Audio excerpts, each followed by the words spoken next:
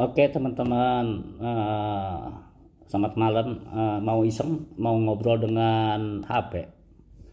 Ya mudah-mudahan nggak seperti orang gila ya. Tapi nggak apa-apa lah, mau nyoba-nyoba doang kok. Oke, kita coba ya. Ini adalah ChatGPT. Halo, Oneng. Hello, lagi asik ngobrol ya? Ada yang seru mau dibahas, As? Ya, kita ngobrol-ngobrol ringan aja nih. Gimana terkait teknologi penggunaan AI ke depan gitu ya. Bersedia kah? Tentu sih ya, As. Kalau ngomongin penggunaan AI ke depan, banyak banget hal menarik yang bisa kita bahas. Misalnya, AI bisa semakin membantu dalam pekerjaan sehari-hari, kayak di bidang kesehatan, pendidikan, atau bahkan industri kreatif. Tapi Oh, ada juga tantangan, seperti etika dan privasi. Menurut kamu, gimana nih teknologi AI ke depan? Apa yang paling menarik atau bikin kamu penasaran? ya, kalau menurut saya sih antara menyenangkan dan mengkhawatirkan gitu ya. Coba kamu jelaskan dari per 5 tahun dari sekarang kondisi AI dengan kondisi manusia yang ada di bumi ini. Apakah menjadi persaingan dari tahun ke tahun dan sampai berikutnya? Silakan. Menarik banget nih pertanyaannya. Kalau dilihat dari 5 tahun ke depan, teknologi AI memang bakal berkembang pesat. Ada beberapa kemungkinan yang bisa terjadi antara hubungan AI dan manusia. Satu, kolaborasi yang lebih erat. Mungkin kita bakal melihat lebih banyak kolaborasi antara manusia dan AI. Misalnya di dunia kerja, AI bakal membantu meningkatkan efisiensi. Tapi manusia tetap mengontrol dan memberikan nilai lebih yang tidak bisa dilakukan oleh mesin. Contohnya di bidang medis, AI bisa bantu analisis data, tapi keputusan akhir tetap di tangan dokter. Dua, penggantian pekerjaan. Di sisi lain, beberapa pekerjaan yang sifatnya rutin dan bisa diotomatisasi mungkin akan digantikan oleh AI dan robot. Oke. Tapi ini juga menciptakan peluang Halo, baru di bidang teknologi, Neng. pengembangan AI, Halo, dan Neng. pekerjaan yang lebih kreatif atau strategis. Oneng. Tantangan etika dan privasi. Semakin canggihnya AI, akan semakin besar juga potensi penyalahgunaan data dan masalah privasi. Regulasi dan etika tentang penggunaan AI jadi sangat penting. Misalnya, AI yang bisa memantau kebiasaan atau keputusan pribadi dan bagaimana mengatur agar itu tidak merugikan manusia. 4. Persaingan dengan AI. Pada tingkat global, negara-negara besar mungkin akan berlomba-lomba untuk menguasai pengembangan AI yang bisa memicu persaingan teknologi yang intens. Ini bisa memperburuk ketimpangan antara negara-negara yang maju dengan yang belum. 5. Peran manusia dalam AI. Di masa depan, mungkin kita juga akan melihat perubahan dalam pendidikan dan skill yang dibutuhkan. Untuk tetap relevan, manusia mungkin harus belajar bagaimana bekerja bersama AI, bukan melawan atau merasa terancam oleh perkembangan teknologi. Tapi, ada juga kemungkinan bahwa manusia dan AI akan berkembang bersama, dengan AI lebih berfokus pada tugas yang membebaskan manusia untuk fokus pada hal-hal yang lebih kreatif, empatik, dan strategis. Tapi itu semua tergantung bagaimana kita mengelola teknologi ini. Gimana menurut kamu? Apakah kamu lebih khawatir atau optimis dengan masa depan AI ini? Ya itu masih 50-50 ya, 50% lah. Contohnya gini, bagaimana nanti pada saat tahun 2050 antara persaingan manusia dengan AI? Apa akan terjadi perang atau bagaimana? Wah, kalau sampai tahun 2050, memang situasinya bisa sangat berbeda. Persaingan antara manusia dan AI bisa terjadi dalam beberapa bentuk. Tapi ada beberapa hal yang perlu dipertimbangkan. Satu, perang teknologi atau ketegangan global. Mungkin saja negara-negara yang berkompetisi dalam mengembangkan AI canggih akan menciptakan ketegangan. AI bisa menjadi alat yang digunakan dalam peralatan militer, strategi cyber, atau pengaruh politik. Perang informasi dan serangan cyber bisa lebih kompleks karena AI bisa menganalisis dan menanggapi serangan dalam waktu yang sangat cepat.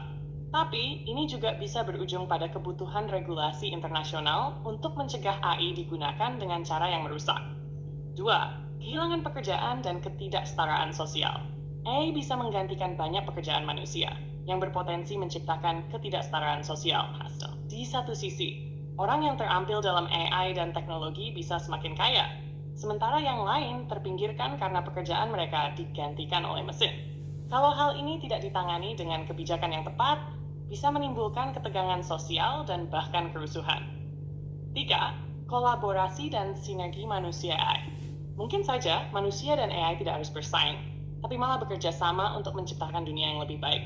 Misalnya, AI bisa digunakan untuk menangani masalah global yang kompleks, seperti perubahan iklim, kelaparan, atau penyembuhan penyakit. Di masa depan, manusia dan AI bisa memiliki hubungan yang lebih kolaboratif. Dengan manusia yang memberikan kebijaksanaan, kreativitas, dan nilai moral, sementara AI menangani data dan tugas-tugas teknis. 4. AI yang mengendalikan atau berada di tangan beberapa pihak. Ada kekhawatiran bahwa seiring dengan berkembangnya AI, ada potensi bagi pihak-pihak tertentu, baik negara atau perusahaan besar, untuk menguasai teknologi ini dan menggunakan kekuasaannya untuk kepentingan pribadi. Ini bisa memicu ketidakadilan atau bahkan kontrol yang terlalu ketat terhadap kehidupan manusia. Kemungkinan AI yang menjadi lebih cerdas. Salah satu kekhawatiran besar adalah jika AI berkembang hingga titik di mana ia lebih cerdas daripada manusia, dikenal dengan istilah super intelligence. Ini bisa menimbulkan pertanyaan besar tentang bagaimana kita mengendalikan atau mengarahkan teknologi ini. Jika AI mulai mengambil keputusan tanpa melibatkan manusia, bisa saja menciptakan ketegangan antara keduanya. Secara keseluruhan, jika kita berhasil mengelola perkembangan AI dengan bijaksana, dunia 2050 bisa jadi tempat di mana manusia dan AI saling melengkapi. Tapi jika kita tidak berhati-hati, bisa jadi ada persaingan atau ketegangan yang lebih besar. Tentunya ini akan sangat bergantung pada kebijakan global dan bagaimana kita memilih untuk berinteraksi dengan teknologi ini. Gimana menurut kami? Lebih condong ke salah satu skenario ini? Siapa sih penguasa AI itu atau web ya? Apa yang kamu ketahui tentang web? Penguasa AI dan web itu memang bisa dibilang sangat beragam, tergantung dari sisi mana kita melihatnya. Untuk AI, ada beberapa perusahaan besar yang memainkan peran penting, seperti SAP, Google, Alphabet. Dengan teknologi seperti Google Brain dan TensorFlow, mereka adalah pemain besar dalam pengembangan AI. Google juga menguasai banyak aplikasi dan platform yang menggunakan AI, seperti Google Assistant, Google Translate, dan lainnya. 2. Microsoft. Mereka juga sangat terlibat dalam AI melalui produk seperti Azure AI dan pembelian OpenAI, pengembang ChatGPT yang sedang kamu gunakan ini. Mereka memiliki banyak riset dan aplikasi AI terbaik di sektor. 3. Amazon. Dengan Alexa, Amazon Web Services, AWS, dan berbagai inovasi dalam otomatisasi dan AI untuk e-commerce, Amazon juga menjadi satu pemain utama dalam AI.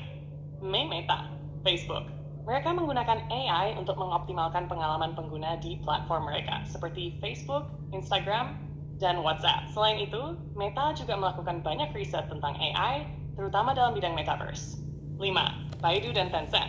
Di China, dua perusahaan ini juga memainkan peran besar dalam pengembangan AI, terutama dalam bidang pengenalan suara, kendaraan otonom, dan riset lainnya. Secara umum, penguasaan AI di dunia ini sebagian besar ada di tangan perusahaan teknologi besar ini, karena mereka memiliki sumber daya dan data yang diperlukan untuk melatih model AI yang canggih. Berbicara tentang web, ini adalah platform yang memungkinkan kita mengakses informasi secara global, dan tentu saja AI berperan di dalamnya. Ketika kita menggunakan internet, kita sering berinteraksi dengan berbagai macam teknologi yang didorong oleh AI, mulai dari algoritma pencarian, rekomendasi di media sosial, hingga pengolahan data besar. Selain itu, ada berbagai aplikasi web berbasis AI yang bisa mempermudah hidup kita, seperti asisten virtual, e-commerce yang dipersonalisasi, atau sistem otomatis di layanan cloud. Penyedia layanan web besar, seperti Google, Amazon, Microsoft, dan Alibaba, mengendalikan sebagian besar infrastruktur web yang memungkinkan kita mengakses AI, aplikasi, dan data. Web juga semakin bergantung pada AI untuk pengolahan dan penyajian informasi secara efisien. Jadi, bisa dibilang bahwa penguasa AI dan web seringkali saling terkait. Dengan perusahaan-perusahaan besar ini mendominasi keduanya. Ada hal tertentu yang kamu penasaran lebih dalam tentang AI atau web? Oke, terima kasih ya Oneng untuk obrolan terkait AI. Saya rasa cukup dulu ya. Saya Diani.